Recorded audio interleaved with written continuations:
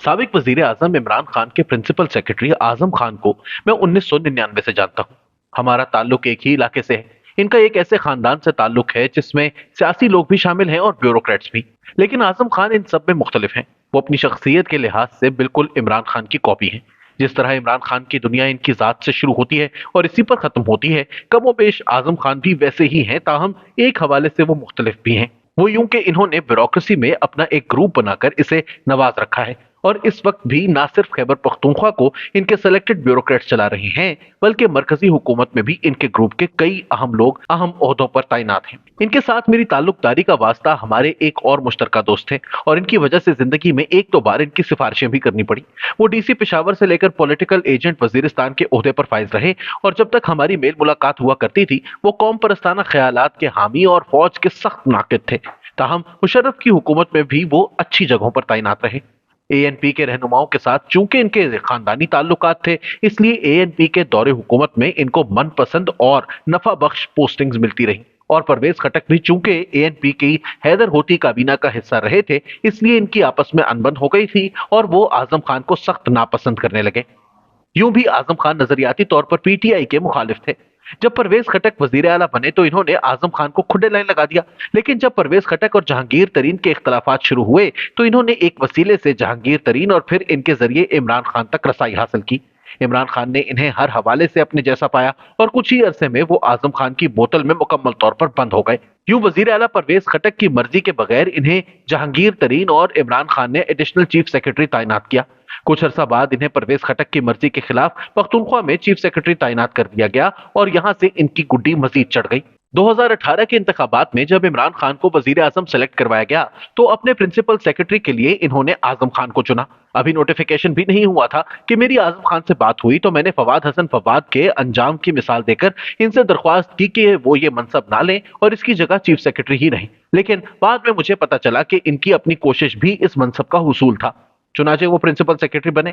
जब इन्होंने principal secretary का मनसब संभाला तो मैंने ज्यादती के शिकार एक अफसर के बारे में इनसे दरख्वास्त की कि वो इनके निगरान दौर में होने वाली ज्यादती का अजाला करें।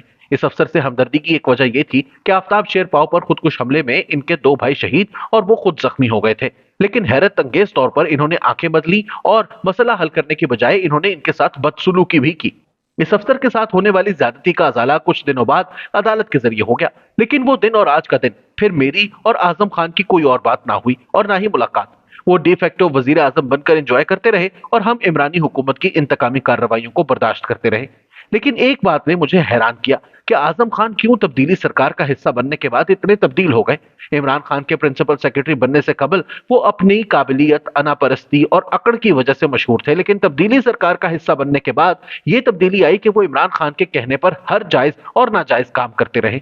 बशीर मेमन को बाथरूम में ले जाने और इमरान खान की बात मानने पर कायल करने का किस्सा मैंने 1.5 साल कबल रिपोर्ट किया था और खुद बशीर मेमन ने यह किस्सा इमरान खान की हुकूमत के दौरान जनवरी 2022 में एक इंटरव्यू के दौरान मुझे सुनाया। बशीर मेमन के मुताबिक इमरान खान ने जब इनसे मुतालबा किया कि वो जज अरशद मलिक की वीडियो की बुनियाद पर मरियम नवाज, ख्वाजा आसिफ, एहसन इकबाल और दीगर के खिलाफ आर्टिकल 6 के तहत गद्दारी का मुकदमा बनाए, तो इन्होंने ये कहकर माजरत की कि आर्टिकल 6 बहुत बड़ी बात है और इसकी बुनियाद पर अगर वो मुकदमा बनाएंगे तो अदालत इसको उड़ा कर रख देगी।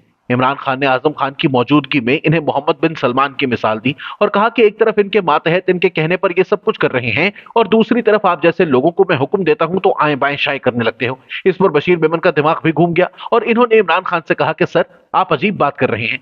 1.5 घंटे की वीडियो एफआईए के पास जज अरशद मलिक की पड़ी है, जिसकी फोरेंसिक भी हो चुकी है और इन्हें सजा देने के बजाय आप मुझे कह रहे हैं कि मैं वीडियो चलाने वालों के खिलाफ मुकदमा कायम करूं और वो भी आर्टिकल 6 के तहत।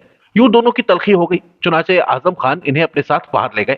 बशीर मेमन के बकौल इनके दफ्तर में लोग भी बैठे थे और बगिंग का भी खतरा था, इसलिए वो इन्हें अपने साथ बाथरूम में ले गए और कुंडी लगाकर इन्हें कायल करते रहे कि वो वजीर आजम की बात मान लें। वो बशीर मेमन को इमरान खान की नाराजगी के बुरे नताइज से भी मुतनब्बे करते रहे, लेकिन बशीर मेमन अपने मौकफ पर डटे रहे। बहरहाल इस गुस्ताखी की सजा अगले ही दिन बशीर मेमन को मिलना शुरू हो गई और जब तक इमरान खान इक्तदार में रहे वो जेर अताब रहे। अब इस वाक़े की आड़ लेकर फवाद चौधरी ने काशिफ अब्बासी के प्रोग्राम में तमाम पख्तूनों की तौहीन की, लेकिन अफसोस कि पख्तून आजम खान खामोश है। कम अज कम अब तो सामने आकर इन्हें इस हवाले से अपनी वजाहत पेश करनी चाहिए, क्योंकि मुझे डर है कि मेरी पेशन गोई के मुताबिक वो फवाद हसन फवाद के अंजाम की तरफ बढ़ रहे हैं। ना जाने हम लोग ताकत, शोहरत और इख्तियार के नशे में क्यों मुकाफाते अमल भूल जाते हैं। तारीख का सबक यह है कि हम तारीख से सबक नहीं लेते। हालांकि कुरान में अल्लाह ने वाज़ेह अल्फाज में मुतनब्बे किया है कि और हम लोगों के दरमियान इसी तरह दिनों को फेरते हैं।